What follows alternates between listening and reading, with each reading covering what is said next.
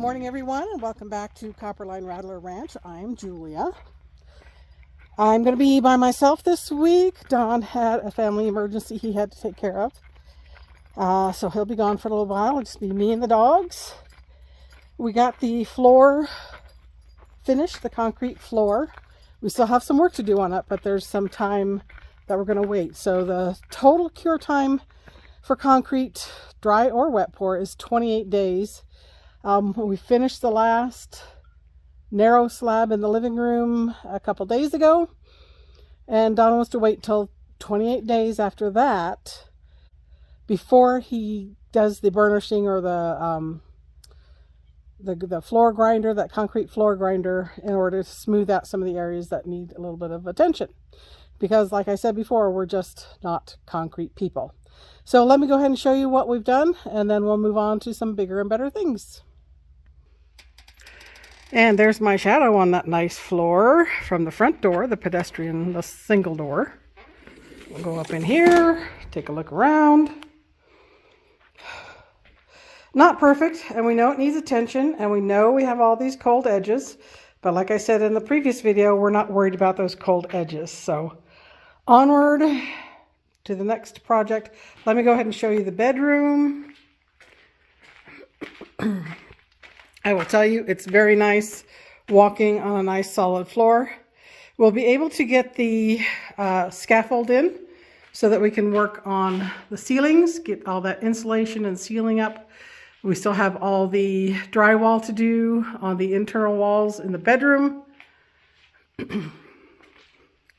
as well as the living room. Still have to get our pocket doors in. Still lots and lots of stuff to do. So stick with us.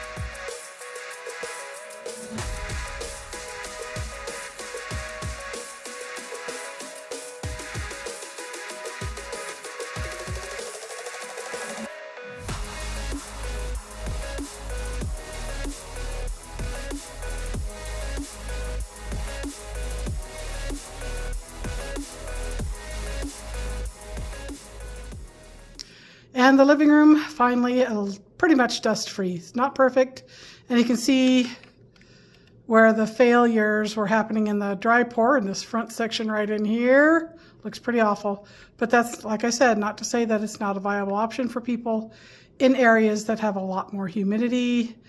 We probably should have tried this out before we put it on our floor. So Don has made it back from his trip. Everything went well. And what we're doing, I've gotten all the parapets done with the lime plaster.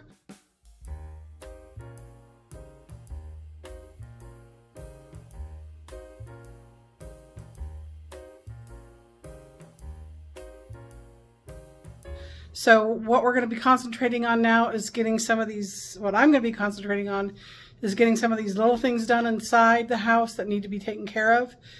I don't want to do any more plastering outside right now because we're getting close to monsoon.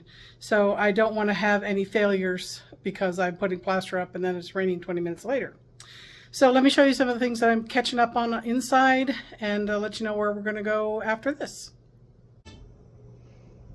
So the bedroom windows, we needed to put the wire mesh, this is 1/4 inch hardware cloth, all around 3 sides. We're going to go ahead and put some cob on these just to get the wood covered.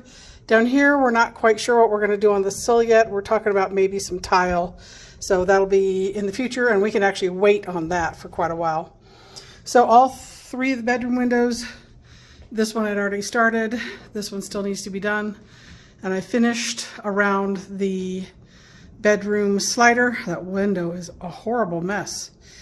So we still have to clean those windows too. Everything in the living room is done except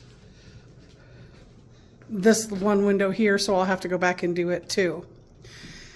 Next, Don will be putting in ceiling insulation. He's going to be putting some drilling some vent holes, some, you know, like 1 or 2 inches along these rafters, these I-joists, so that the air can move freely as it moves from the west side to the east side. As you know, hot air goes up. The east side is the highest side of our building, of our home, so that hot air actually be over the insulation will go up and out. Over here, I know we had talked about doing double insulation on this wall. That is the bathroom over there on the other side of this wall. This is the bedroom. But all of our plumbing and electrical is in this wall. So Don decided that he'd rather leave the bedroom side free of insulation. So if we ever have to get into there, we don't have to worry about digging through some insulation to get to stuff. He's going to be putting in a filter for our water that goes through the tankless water heater. It will also be filtering the water that goes through the shower and through the bathroom, other bathroom fixtures as well, mostly to take out the calcium and lime. We have such hard water that it doesn't take long for that to build up on fixtures. So that's what we're going to be doing in the coming weeks. And we decided that most likely, I'm not going to say it's definite, we're going to get everything else done in here before we start grinding on these floors. We still have a couple of weeks before our 28 days is up for the final cure time for the last, hi Boris, for the last pour that we did. And we got to get things patched where they need to be patched. And we're looking at different finishes that we might want to put on the concrete floors as well. Also, I'm going to be doing on the cob walls inside. We talked about it, and we really like the lime wash look. It will brighten everything up in here, make it not seem so dark. I do like the colors that the walls have turned out now, but I really think that brightening them up with a lime wash, a nice bright white lime wash, will help things feel a lot brighter. Being here on the ranch by myself, it's a little hard to get a lot of stuff done because a lot of what we do takes the two of us. And whoa, why is that over there? That's a very curious thing. Something's out of place, and I wonder if Miss Sweetie had something to do with it. Anyway, a lot of stuff takes both of us. I didn't want to do things that were too dangerous, like getting way up high on that scaffold very often without someone here in case something tragic happened. So anyway, that's where we're at. Oh, I think it was Sweetie. This goes to the slider in the living room. And as you can see, it's got a little warp. We need to replace it. But I'm wondering if that little Miss Sweetie, let's take a look. Yeah, there's some bite marks. Bite marks, maybe. Oh, maybe not. Maybe it's just dirt. Why is it in here? Very curious thing. What I'm doing here, let me show you something real quick. So as I'm putting the cob on these window frames, I'm getting a lot of cracking because this is really clay-rich soil. So in order to fill in these gigantic cracks, I'm making a clay slip, and that fills them in beautifully. However, we have so many tiny little pebbles that I'm sifting the soil so I get a nice powdery soil, sifting them with just this. I don't need tons of it, but I do need it sifted to a fine powder so that I don't have a whole lot of rocks. So this is part of the slider frame that I did. It had the same kind of big cracks in it. So I did put a slip without sifting, and you can see there's, I don't know if you can see it, but there's a lot of little pebbles that kind of get in the way. So don't know if I want to just knock all that off and start over or just let it go, because we are going to put the lime wash over that. And this is the powder that I'm sifting through my little screen here. And this is what it looks like when it starts out. This has already been screened once, but with a larger screen. And then I just want it a little bit smoother so that when I put it on as a slip, I don't have a lot of tiny, ooh, there's a little piece of grass in there. I don't have a lot of little tiny rocks in there. So I could be using a larger screen.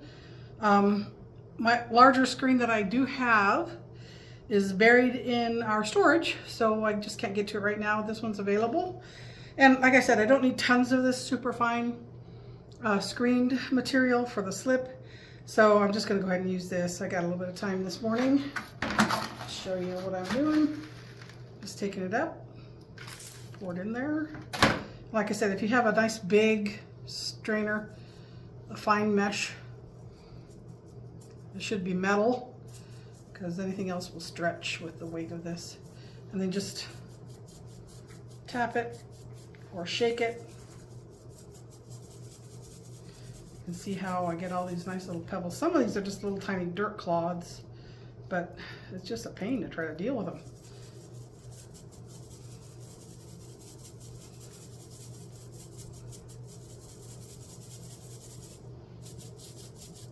Once I'm happy or satisfied that I've gotten everything I can out and I'm just not being tedious, I put it in the cast off. That's all the stuff I'm casting off.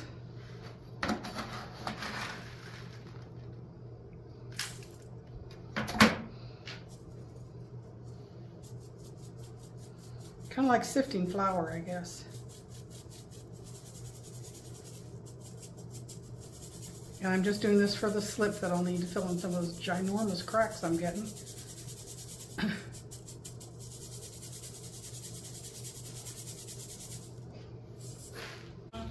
Sweetie wants to play. Please, sweetie. I'm busy. I'm busy, sweetie. I'm busy. I'm trying to show the people what the powder looks like. Sweetie. Stop it, sweetie. Stop it. They were all laying down. Yeah. So that's how fine that powder gets. Oh, now Sam's got to, oh, Boris got to start. Yeah, what do you want, Boris? Everybody got to start. It's dirt.